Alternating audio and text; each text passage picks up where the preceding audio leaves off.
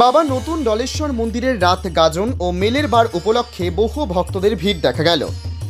চৈত্র মাস মানেই বাঙালির আরও এক উৎসব। দিকে দিকে চৈত্র মাসের শেষের দিকে মেতে ওঠে বাঙালিরা শিবের গাজন উৎসবে। শিব সেই একজনই, বিভিন্ন জায়গায় ভিন্ন ভিন্ন নামে পরিচিত। এমনই বদনগঞ্জ ফুলুই ১ নম্বর গ্রাম পঞ্চায়েতের অন্তর্গত পশ্চিম ফুলুই গ্রামের ডলেশ্বর শিব। আজ রাত গাজন ও মেলের বার উপলক্ষে অগণিত ভক্ত এসেছে বাবার মাথায় জল ঢালতে ও নিজেদের মনস্কামনা পূরণ করার জন্য। সকাল থেকে উপচে পড়া ভিড় লক্ষ্য করা গেছে। সরাসরি সেই চিত্র আমরা তুলে ধরলাম ক্রাইম প্রেস বেঙ্গল নিউজের পর্দায়।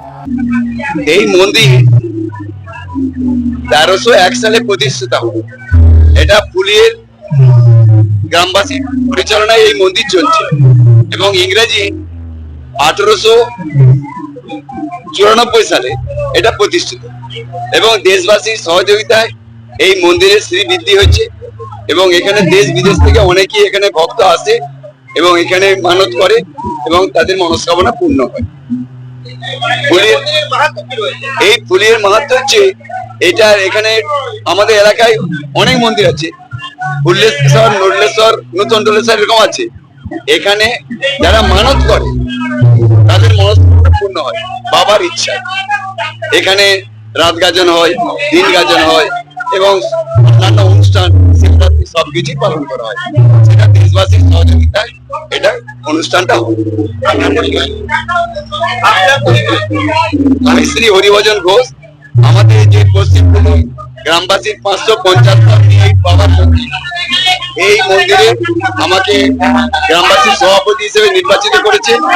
আমি দীর্ঘ 15 বছর এই মন্দিরের সঙ্গে যুক্ত আছি এবং বাবার ভালো মন্দ সকলকে নিয়ে আমরা দাঁড়িয়ে আছি গোঘাট থানার অন্তর্গত বদনগঞ্জ ফুলুই 1 নম্বর পঞ্চায়েতের ফুলুই গ্রামে। ফুলুই গ্রামে যে দোলেশ্বরের মন্দির রয়েছে, সেখানে সকাল থেকে আমরা দেখতে পাচ্ছি প্রচুর দর্শনার্থীদের ভিড় এবং প্রচুর বাবার ভক্তরা আসছেন বাবার মাথায় জল ঢেলে তাদের মনস্কামনা পূরণ করার জন্য। সরাসরি সেই চিত্র আমরা তুলে ধরছি ক্রাইম প্রেস বেঙ্গলের পর্দায়।